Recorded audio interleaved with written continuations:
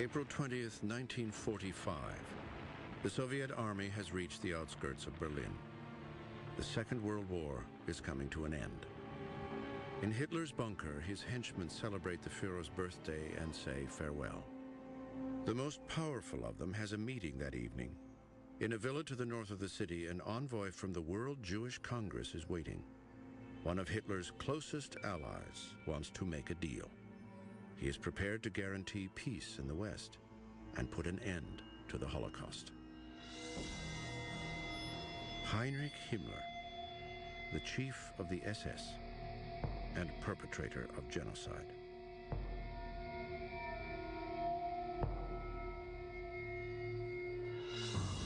Ich schwöre dir, Gehorsam bis in den Tod.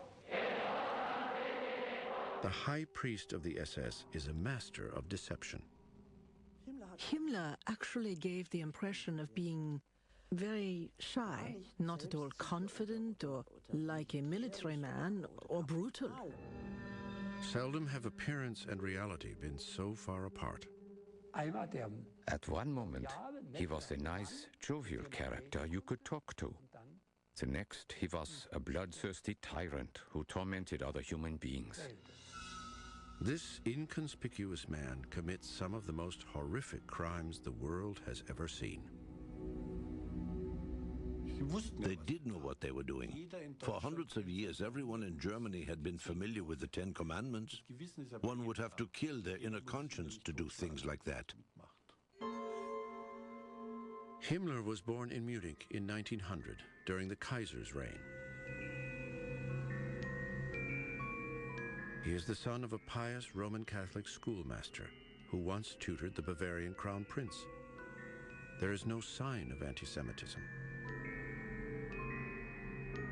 Nothing gives any indication that his son will become a mass murderer. He was the son of a Bavarian teacher and was greatly influenced by that household, dominated by the father.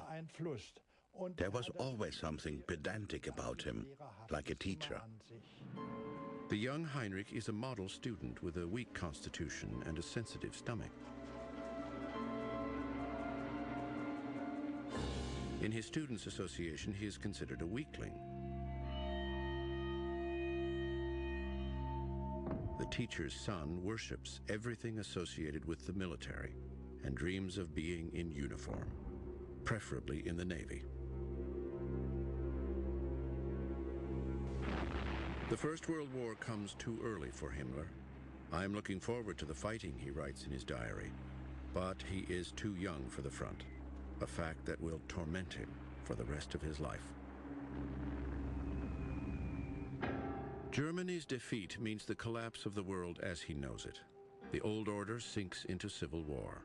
Himmler, prevented from becoming a soldier, joins the Freikorps, where embittered former soldiers begin to congregate.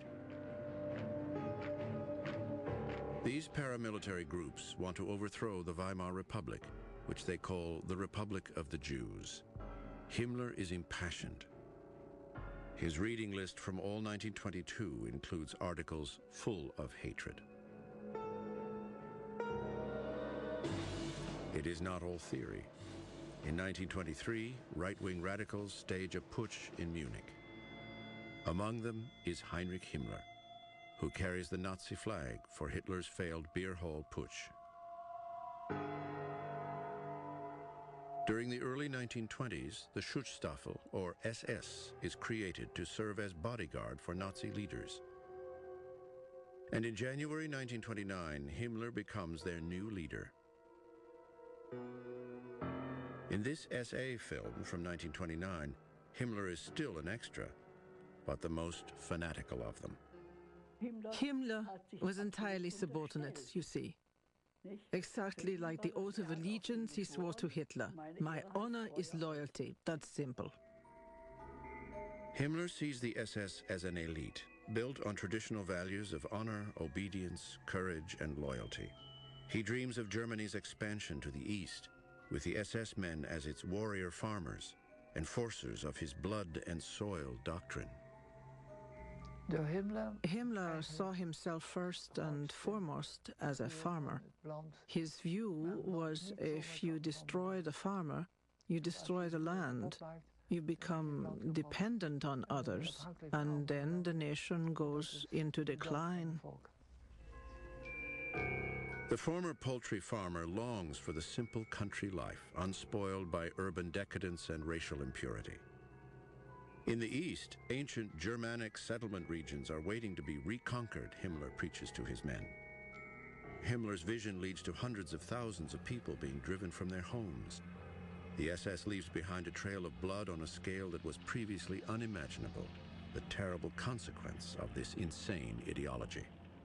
Eine Feststellung möchte ich hier vor Ihnen als Reichsführer SS, der ich selbst nach Abstammung, Blut und Wesen Bauer bin, brechen.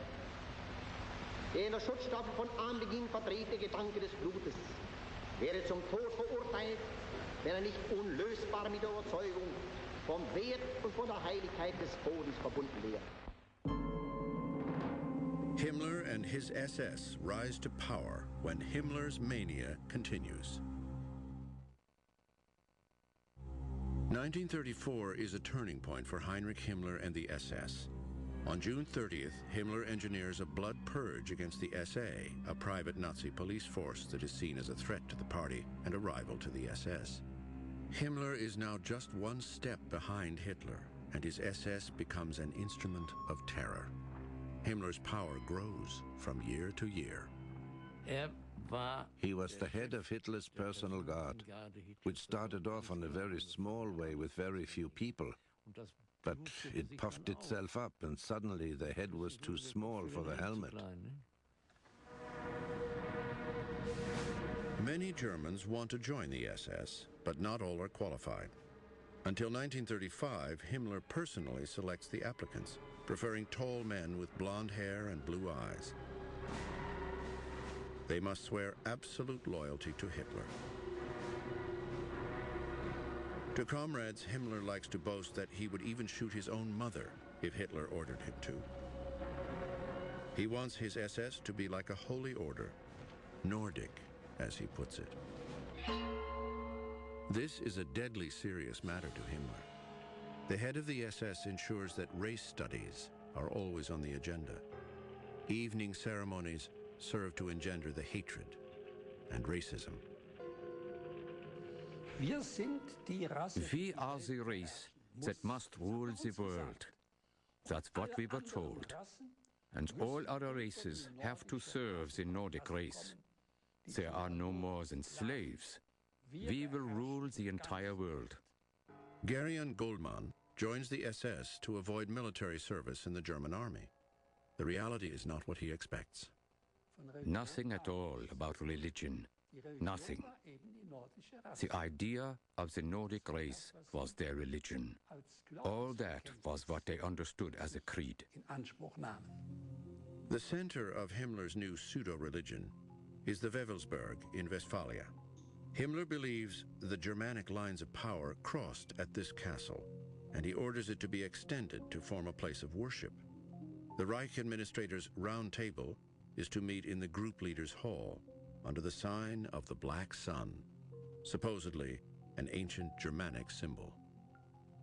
Himmler's aim was to develop the Wewelsburg into the headquarters of the SS, combining everything connected with the SS. When an SS man got married, he could go there and be awarded his SS ring. If he fell in battle later, the SS ring would be brought back to the Wewelsburg for safekeeping there.